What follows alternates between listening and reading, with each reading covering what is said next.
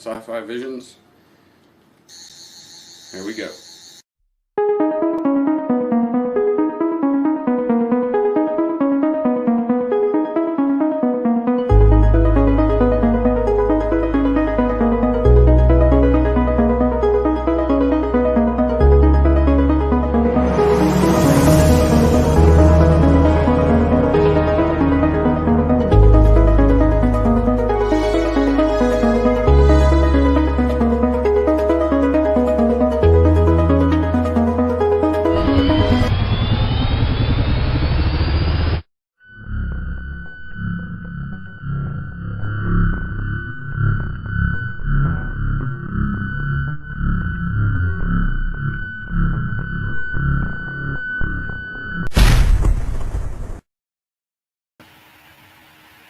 What's up, you guys? I'm gonna bring out the my co-host early today. There we go, Money Mike, and we got a short show for you guys today. Not a lot has been happening in sci-fi, but really has been kind of dormant, hasn't it? Yeah. So today we're going to talk about Kennedy stepping away from the body snatchers, and then maybe we can talk about the 55 years of Star Trek. We're going, and there's going to be a big documentary on that. So we got some things to talk about. We'll talk about the contest that we had going. It's stopped at the beginning of March, but we wanted to. Absolutely, we can talk about these bad boys coming in. Woo-hoo. Yeah. So let's talk about the Kennedy stepping away from the body snatchers. You know anything about that too, Mike? Kathleeen Kennedy was a writer, so she was kind of, from what I understand, and this is what the way Manic Hispanic explained it to me. Kathleeen Kennedy was the head writer of the show. And she kind of really butted heads with Jon Favreau quite a bit, the show creator or director. I'm not sure whether he was the director or the creator. But she was the one that led the movement to get rid of Gina Carano. And she actually instructed her to write and push her agenda and her side of the equation about, progressiveness and so on and so forth. She pushed them Favreau was very angry with her for this, and she pushed them to write her way. And she'd get rid of people if they wouldn't write her way. So now it looks like they've come to an impasse. They were going to try to get rid of somebody else before the Carano thing blew up too, or after the Carano, they were supposed to get some. There was somebody else, I forget, but they had made some shitty comments or something, and they were like, "Why are you canceling Carano when this person's worse?" The comedian Bill Burr. I don't know why they hired him anyway. They've seen any of his skits. Yeah, it was like. We touched a little bit on it. It's not sci-fi, but we talked about Eminem, and we're like, how are they going to try to counsel this guy when his career started, this way? And so it made me scratch my head when I heard Bill Burr on the Mandalorian was going to get they're going to try to cancel him too and fire him. And that's the crazy thing. In the 90s, it's funny how much the generation has shifted. So millennials, we loved people that were controversial. We loved people that said shit that they shouldn't say. And now it's such a complete different tune from Gen Z that has started this cancel culture stuff. Well, you just couldn't have the same thing. You can't have Blazing Saddles. No. You can't have the movie Soul Man with Thomas. Could you imagine Howard Stern on the air today? Oh my God. I was sitting there watching Howard Stern from I actually, for whatever reason, was listening to his broadcast for 9/11 last night. And oh my God, if I heard the word towelhead one more time, oh my goodness. But you got to think it was 9/11. He was in the middle of watching the damn towers burn. Yeah. But Like, it's crazy to just think of what wouldn't happen if cancel culture existed 15 years ago. These things that we actually revere. Eddie Murphy, let's be honest, Eddie Murphy wouldn't even existed. Oh yeah. Could you think about? Just. Oh my God, you're right. His skit, about the homosexual. Pull over. That wouldn't have flown. Yeah. You're right. He did a lot of that. Pepe Le Pew. Like, there's him. Yeah. He's no longer in Space Jam. They were going Sci-Fi tie-in for that one, but yeah, he's not going to be in Space Jam. They were going for Speedy Gonzalez too. Yeah. And our Hispanic friend, man, the Manic Hispanic was like, what? Yeah. The Manic Hispanic was like, I love Speedy Gonzalez. Yeah. Well, there's a certain things that, I heard. I mean, it goes. I don't know if you even know about the super is it or the sugar golden crisp bear? What? And I guess sugar crisp. They never said he was black, but he's supposed to be offensive. They never said he was black. That's kind of like Aunt Jemima. The pancake lady. Okay, wait a minute. Word too. Wait a minute. Aunt Jemima and Uncle Ben. If you know the history, people no, they had nothing to do. Yeah, it was because they used to have sort of negative, not sort of, but straight up negative products like Coon. They used to have Coon hair wax. Yeah, seriously. They used to have products that had the N word in it. So, okay, so Mommy and Uncle Ben kind of play off of that a little bit. Some things that I will sit there and agree with, but like Mrs. Buttersworth, for example, unless there's something about Mrs. Buttersworth, I just see a nice woman that makes damn good syrup. Yeah. I don't $5 for that damn good syrup, by the way. Well, yeah, the whole thing had a very I don't know. Some folks don't know certain histories to where some things were semi or completely offensive. Like me, I had a hard time watching Song of the South, the Disney show, with my kids because they made slaves very happy to be slaves. They were very, they were jovial about the, massa coming home and, and they sing certain songs that kind of make you like, wow, being a slave must have been fun. So yeah, right. There's certain things that. Wrong thing. Yeah. So it all depends on who you are. To me, in some cases, I think that's the thing about cancel culture. In some cases, when they're right, they're right. But when they're wrong, boy, they miss the mark and they get Eminem out there that just completely destroys them.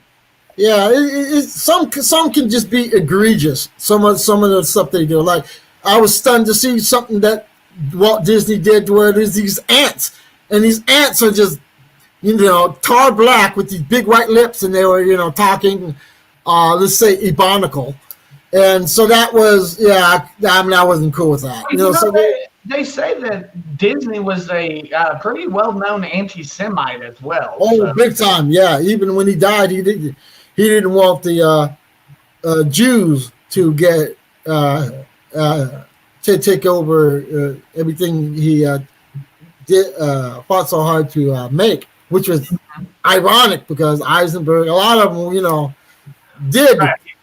So that was kind of, but yeah, he was not in the closet about his anti-Semitism. So, which is weird, but a lot of folks just like kind of like let it shine because he even back then, so certain folks kind of pulled his coattails about the Song of the South, and he just he wasn't it's like he didn't get it, so he didn't care. He's like, there's a big story about folks were hesitant to release Song of the South, and he's like, sort of like, I guess they said he might have been a little insensitive towards certain racial things, right. And they've explained certain things away, like Mickey Mouse gloves basically was sort of a spinoff of the Black Minstrel thing, Really? Now, I've never heard that. Yeah, but well, now they're saying it was just off certain shows. It wasn't just the black, Mm-hmm. Well, They and I sort mean, of that rewrite could just be an history. excuse. I mean, once again, I think we've kind of established on the show that Walt Disney wasn't a great person. So, I mean, that may just be an excuse. Honestly, same as I believe we talked before we went on the air about the whole Dr. Seuss thing. That Dr. Seuss thing, I truly believe they were like, oh, his family was like, they did that to save face so he wouldn't get canceled. Um, this may be a situation where they're just trying to save some face for Disney. Even I though can't believe the whole Dr. Seuss kind of got me though. I just thought that was. I well, thought some that was of the stuff that unnecessary. I saw, I was like, okay, I can kind of get the point. Like the way he depicted Asian people and so on and so forth. Okay, I can You know kind of. what? When you put it that way, yeah, because I got offended by Walt Disney's little ant cartoon, so I would. I guess I'm being insensitive because, to be honest, I did see the Asian one, and if I was Asian, I'd be a lot offended. So Right. I guess you got me. But let's move on to the 55 years of Star Trek, and Right. The 8-part docuseries History is actually releasing this, and it looks like it's an 8-episode limited docuseries that's the Nacelle Company is going to produce for the History Channel. It was created by Brian Volk Weiss, and the center seat is described as a ultimate deep dive into the world of Star Trek. So what I'm wondering is, are we going to get like a retrospective behind the scenes situation, or I is think this going to be, how's this going to work? I wonder. I think it's just going to be a lot of that behind the scenes and a lot of stories of the actors' experiences through Trek. They've done this. Actually, they've done this quite a lot. Mm-hmm. But they're just going to really go out this time. I mean, they've had movies just about the fans. I think I forgot the name of that movie, Trekkies, or whatever. Trekkies, But they've done this something very similar for a lot of times. So they're really going to have to make this one really special. I mean, well, yeah, especially for it being 55 years, they're absolutely going to have to do something special to keep the luster about it. Star Trek from before I was 10 years old gave me the closest thing I have to a code to follow in my life. Volk Weiss, who is the creator here, said. He said, if it wasn't for the words, I don't believe in the no-win scenario, I'd be very alone, broke, and miserable in this world. So to say this is a passion project would be a tremendous understatement. And really, that's a good thing. When you're looking at something, you're celebrating 50. Let's just sit here and think about this. 55 years that they have been around with Star Trek. That is monumental. That's more than Star Wars, I believe. And Star Wars would probably be the closest to, as far as the franchise goes.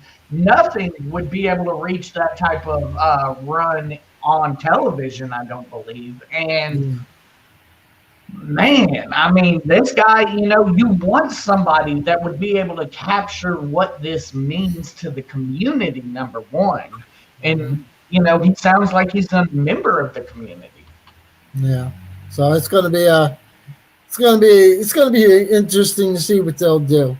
So, speaking of Trek, we'll get into the whole, I mentioned it before, but we'll find a point where we'll talk about the whole Trek comic. Absolutely. Okay, so the next thing we got, just a quick one, talking about the theme parks reopening. Of course, in Texas, they're reopening to full capacity. I believe Florida as well will be reopened full capacity, no mask mandate, nothing like that. How do you feel about that? Do you feel it's safe to reopen these parks? And are you going to be going there without a mask? Well, the thing is, I so happen to work at a theme park. I'm a security guard. And so I saw this coming. I was sort of a little iffy. But I've had COVID. So I've had it. and I know about the vaccines coming out. Even Disney is actually already open, sort of. They're like downtown Disney, and certain attractions. It's not fully open, but they're already dipping their toe in, to the whole open thing, And I work for something called Castle Park. And it's basically a mini Disney, and they hope to be open by the end of the month. So I feel hesitant because they where you're from? Are they looking to open back up at full capacity, no masks, or are they looking to still kind of have a limited run? Actually, they're gonna. Just my word. I've been told, from what I understand, it's going to be optional for mask. Oh, okay. So that's what I understand. I mean, I might be wrong. I'm not, I'm just a guard. But from what I'm hearing, it's going to be optional for mask. I think, I should be more hesitant to this, but I understand that we're a lot. There's so many businesses, big businesses, that close down. I don't think we can take another half a year of our revenue being shut down. So this is going to be something I think that's needed. Well, and with the vaccine out there, and them talking about they're going to start vaccinating average everyday Americans by May. Why not? And we need to start getting back to a sense of normalcy. Whatever normalcy will be. I mean, if we go back to the way we were, or a small deferment from where we were, I think people are ready to get back there, especially with the vaccine rolling out the way it is right now. Yeah.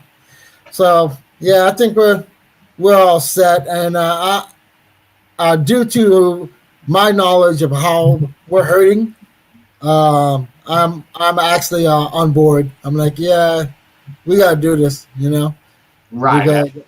It's getting critical. Absolutely. Well, real quick before we come back and wrap things up with our audacious comic update, we're going to take a quick commercial break and play a commercial for a show we're going to have here on Podcast Network 49 tomorrow night.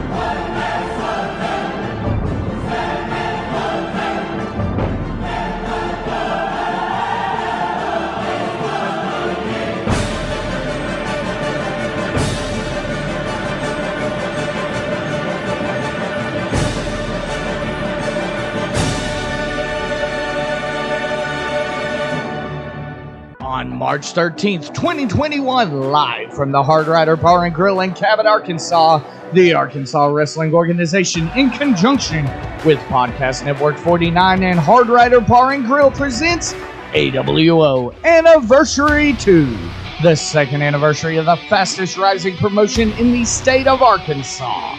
On the card that night will be an open invitation ladder match for the Bar Brawl Championship. Will Justin Vincent's Miracle Reign atop the Bar Brawl series come to an end? Also that night, in the number one contender match for the AWO Tag Team Championship, see the Lost Souls Ray and Josh Cross take on the debuting Dead West in what is sure to be an absolute war.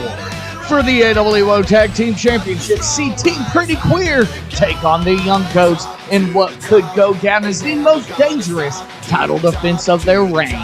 And after months and months of unprovoked and infuriating attacks, the boss has finally decided to allow the Psychotic One to take care of business, as the Psychotic Savior will meet Grayson Beckett. Finally, after holding the title for nearly the entire 2 years of its existence, D-Mike must step into the unfamiliar role as challenger as he receives his last opportunity at the AWO Champion guarantee for the AWO Championship in a last man standing match. All this and more will be coming your way live on March 13th, 2021 from the Hard Rider Bar and Grill at 6613 John Hardin Drive in Cabot, Arkansas. The opening bell will be at a special start time of 7 p.m. This is a 21 and up show, and masks are required. Come on out and join the AWO for Anniversary 2.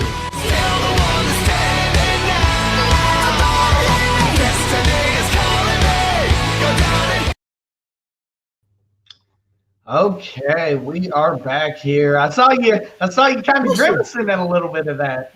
Oh my God! That back with body slam when his back hit the yeah.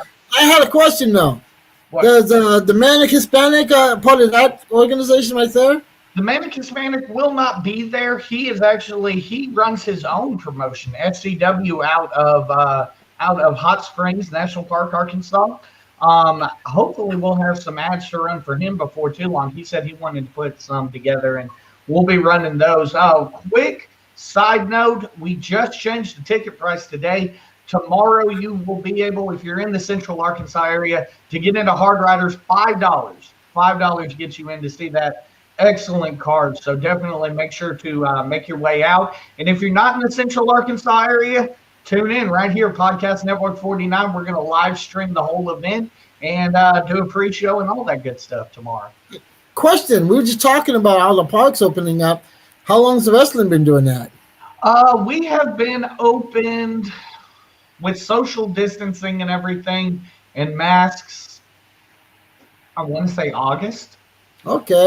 So you do social distancing. Oh, absolutely. Absolutely. If you're like in Arkansas, the health department to issue the license is very strict. Performers, if they're going to perform, cannot go out in a crowd.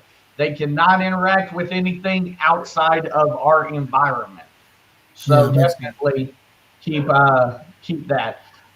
Dina got a pro wrestling event coming that's going to be on the network tomorrow at Hard Rider Bar and Grill in Cabot, Arkansas. It's $5 to get in, or if you're not in the Central Arkansas area or you can't get in or you can't get out, feel free to watch it on here.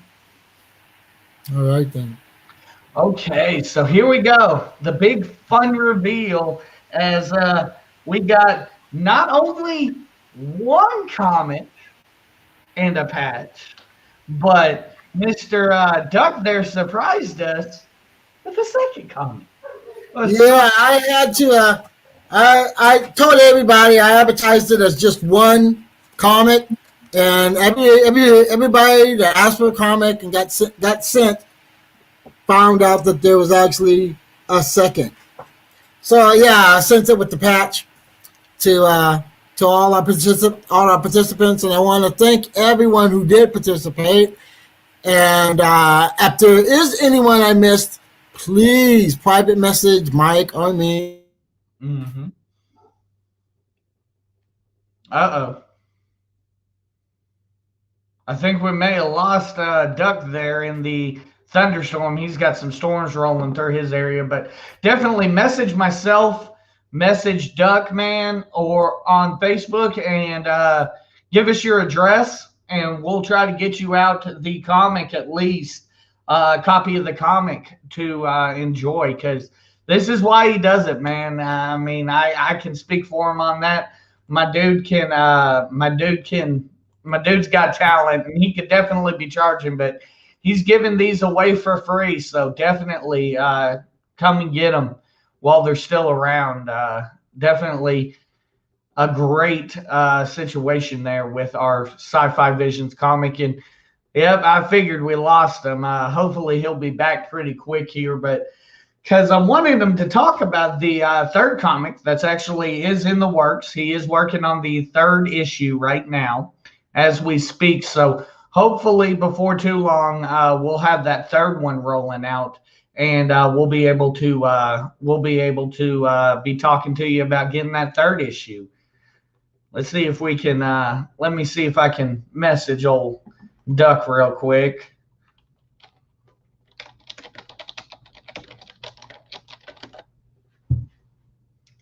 And hopefully he'll be able to get back in. I don't know if if the storm knocked out his power or what's going on. I know he had some thunderstorms rolling through the area, but we'll give him a couple moments. I did want to mention one more story here before we get out of here. I can kind of go over this while we're waiting for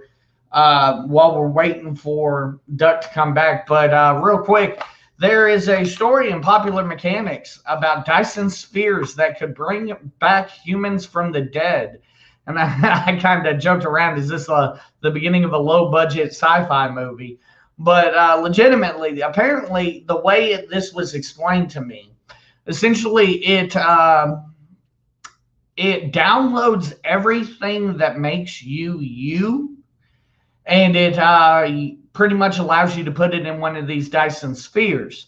Now, when I say brings you back from the dead, it won't bring back your consciousness or anything like that. Essentially, this is almost, I was talking with Duck about it. Essentially what this is, it almost takes and allows your family to have you around, I guess, is the way I could explain it best.